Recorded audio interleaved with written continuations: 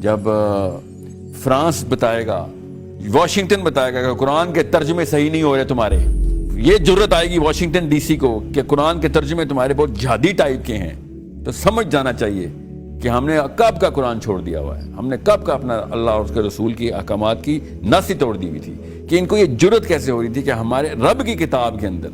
یہ بتائیں کہ کیا صحیح ہے کیا غلط، حالانکہ خود کہتے ہیں ہم تمہاری کتاب تھوڑی ماننے والے ہیں۔ فرانس کے میکرون نے